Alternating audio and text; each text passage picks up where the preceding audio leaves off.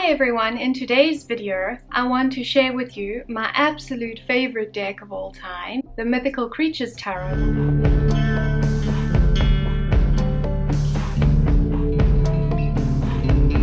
Welcome to this video. My name is Zila from Sky Garden Tarot, where we talk about all things weird and witchy. In today's video, I want to talk about the Mythical Creatures Tarot by Barber Studios. Karen Mahoney and Alex Urkelov are the dynamic duo behind the creative genius that is Barber Studios. They were previously based out of Prague, but now they're based out of Ireland. Barber Studios is responsible for some of, in my opinion, the most amazing decks ever made. They have a cult following in the tarot world, and many of their decks are actually out of print and extremely hard to come by, including the one that is top of my wish list, which is the Fairy Tale Tarot. Other decks by Barber Studios include the Alice Tarot, the Bohemian Gothic Tarot, the Fantastic Menagerie Tarot, and many more. Currently they're working on the Bohemian Cats Tarot, which has certainly caught my eye.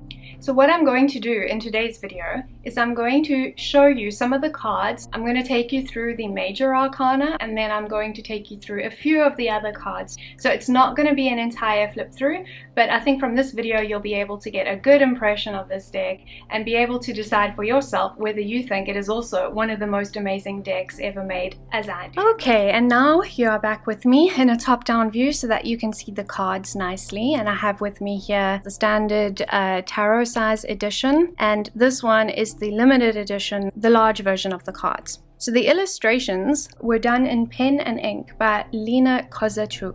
And these images were then edited, and also there was a lot of input from Alex Urkelov. The watercoloring was then done by Geraldine Wusner, and the overall concept, direction, as well as the guidebook was done by the amazing Kara Mahoney. So this is the standard edition. As always, the box is luscious and very luxurious feeling, and the colors are vibrant. It's typical Barber Studios cardstock, which in my opinion is the ultimate cardstock that you can get. It's not like a mass-produced deck. It is very high quality, and they are very easy to shuffle, which is absolutely essential in my view. As much as I love some of these indie decks that come out, if they're not easy to shuffle, then I'm just not often going to be using them for clients, because when I've got a client sitting in front of me, I need things to go nice and smoothly and to not be worrying about cards ending up everywhere. So it shuffles absolutely beautifully. So this, I'm not going to spend much of the video on this particular deck. I'm going to focus more on the limited edition because I think it'll be easier for you to see the images, but I just wanted to give you a little introduction to the standard size deck. Which brings me to the limited edition. This edition comes in a wooden box. It's very well made. It feels sturdy and it feels like something special. The bag is embroidered by them. They do a lot of embroidery, and in actual fact I own many of their cushions and things as well because I just love their work. And then of course it comes with a little white book. They have the Rider-Waite-Smith meanings and then the Tarot de Marseille meanings, because as you'll see this is a pip deck, so the TDM is very relevant here. They separately sold an amazing guidebook, which I do own, but it's busy packed in storage at the moment because I'm moving to a new apartment at the end of this month. But what I'll say about the guidebook is that it has also, like this one, the Rider-Waite-Smith and the TDM meanings, and they also have quite an in-depth explanation specifically of the mythical creatures meaning. It's excellent quality. The images of the cards in the book are in color, although they're quite small, and I think it is an amazing companion to this deck. Most Barber Studios decks come with an extra card. This is a key feature of Barber Studios decks. For this one, it's the Three of Cups. And then because this is the limited edition, there were only 500 copies made, 475 of which were sold, and I managed to get number 410 out of 500, and it is signed by both Alex and Karen.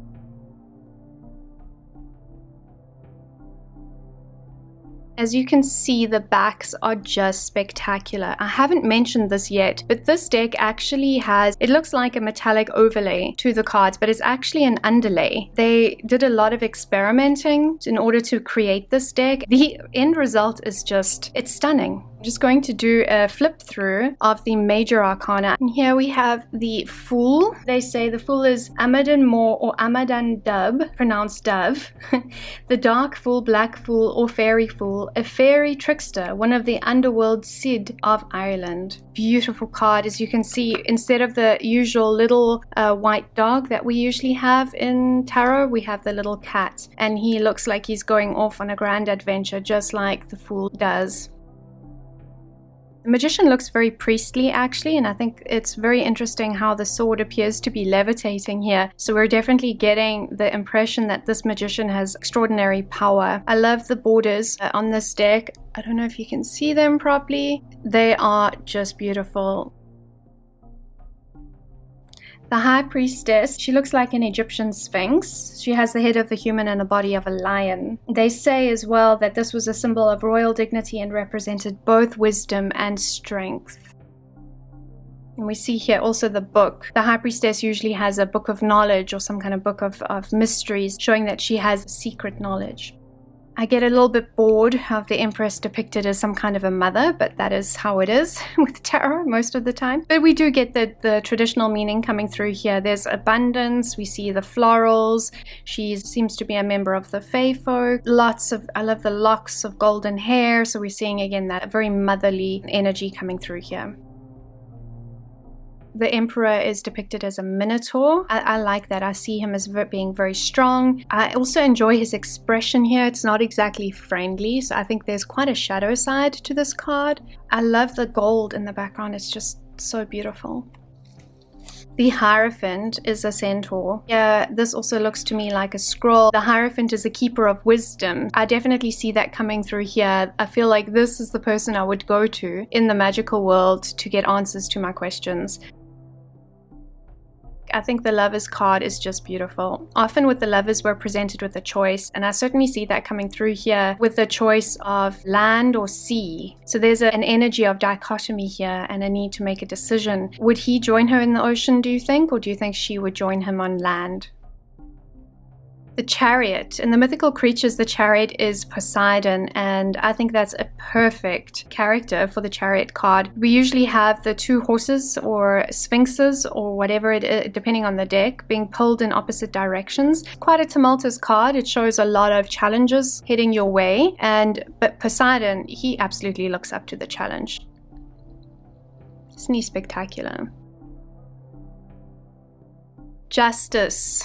In the Mythical Creatures, she's a harpy, and harpies were known to hunt down and bring justice to oathbreakers. Here we have the scales of justice as well. I love her feathers coming around. She is both comforting and terrifying, I think. Dragon as the Hermit. I love this card so much. Dragons have ancient wisdom as energetic beings, and here we see him set apart, hidden away in his cave or his castle with his hoard of treasure. The Wheel of Fortune has the three sisters, Earth, Verdante, and Skuld, who sit at the foot of the tree Yggdrasil. They controlled the fates in Anglo-Saxon mythology, and I think that's very appropriate for the Wheel of Fortune. Strength, we have a rooster conquering a lion. This deck draws from the concept of the white rooster from Christian mythology being a martyr, so it's the idea that strength to the absolute end no matter what, and overcoming great difficulties with that inner strength. Usually in tarot it's also speaking to inner strength, but here we have a clear depiction of outer strength and physical strength too. The Hanged Man is a mandrake. She looks like she's been uprooted. Mandrakes, as we know, the moment they're pulled out of the ground, they shriek and they scream and they basically raise hell. So I think it's an interesting take on the card. Certainly we see the change in perspective here that's often depicted with the Hanged Man. Death is a basilisk, which is a half serpent, half rooster, or half bird. In myth, basilisk is a terrifying creature that brings death to anyone who looks upon it. So with Temperance, we see the rebus, so energies of opposites being mixed, coming together here. We have feminine and masculine energies, and we also have the moon, the sun, as above, so below, and it's about perfecting the combination. It's about alchemy and transformation and finding harmony and balance. The Devil, I mean, what more can be said? It looks like she is being lured away by a vampire, and it looks a bit as well like she goes willingly. Or the Tower is the Kraken devouring a ship. If that's not the Tower, I don't know what is. And there's a person up here and here who seem to be meeting in a very unfortunate fate. And after the upheaval of the Tower, we have the Star, the Unicorn, to guide you to safety and bringing hope and healing. The Moon, a werewolf, carries a woman away. The Sun is the firebird, which comes from Slavic folklore. It seems to have a strong flame-like light, and I love the sunflower in the background, which also just brings that sun energy into the card.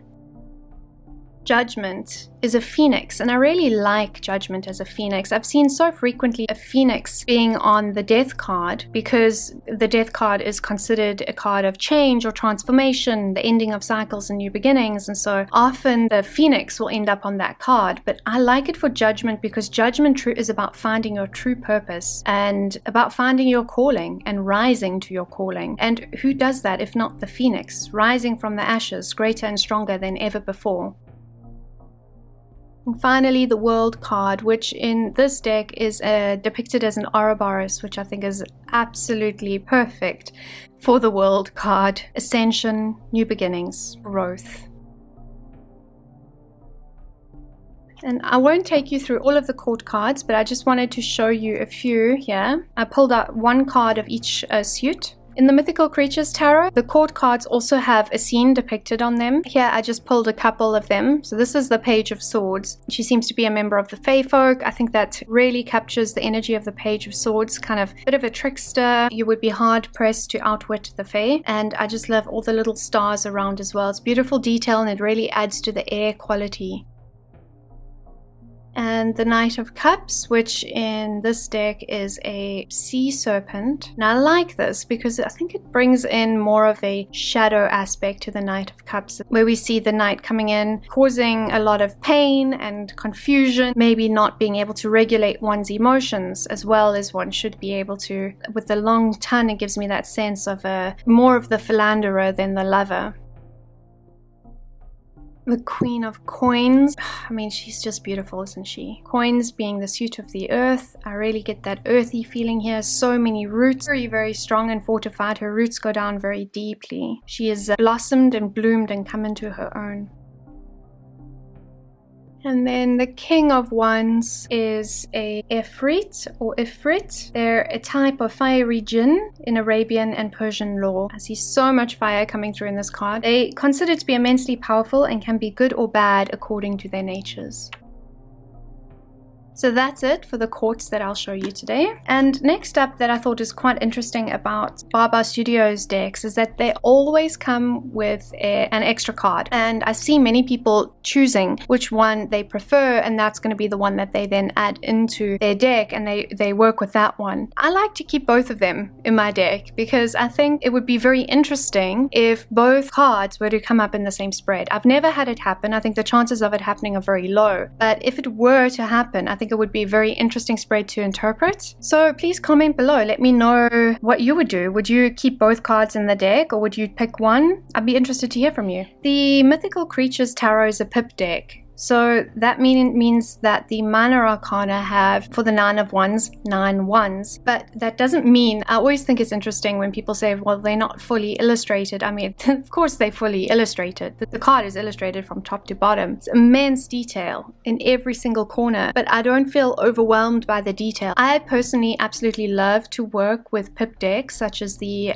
Tarot de Marseille and the Thoth. I find it way more flexible, and I think the possibilities for the the meaning of the card are just so much greater. Whereas I find with the Rider-Waite-Smith, it kind of narrows down the potentialities of the original cards. Still, I love working with both of them. They both have a place in my heart. I'm really excited about the fact that the Mythical Creatures Tarot is a pip deck. And here's the Ace of Wands. I'm just going to take you through one or two from each of the suits. So then for the swords, we've got the Four of Swords and the Ace of Swords. And they bring the elements into the card with color. As you can see, you know, the ones with the element of fire, the swords, the element of air.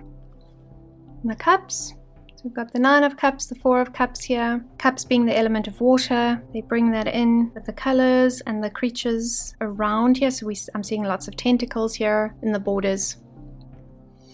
And finally, the coins. The coins being the suit of earth. We see that with the leaves. Often I find that when there's color coding associated with the suit of coins, it's usually greens. They really brought a lot of gold in here, which to me just adds emphasis to this is the material world. These are all the things we need to survive. And I think that really comes through here in this deck. Just beautiful, isn't it? Every detail. So, what do you think? Do you think this is an amazing deck? Is this one that you would love to add to your collection if you could? Do you have it in your collection? I wanted to add that I have many of their tarot bags. This is the Queen of Cups, I think, from the Mythical Creatures Tarot, and here, the Unicorn of the Star and the Fool. Everything that they make just feels so well made and luxurious, and I actually use this bag for my charms.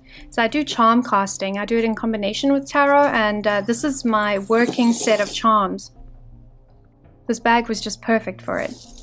If you would like me to make a video about charm casting, I would absolutely be happy to do so. I just love the simple synchronicity and simplicity captured by charms. So I'd be very happy to make that video. If that interests you, please comment below and let me know. If you enjoyed this video, please leave a like, please subscribe to my channel, and hit that notification bell so that you never miss a video from me. Thank you for watching.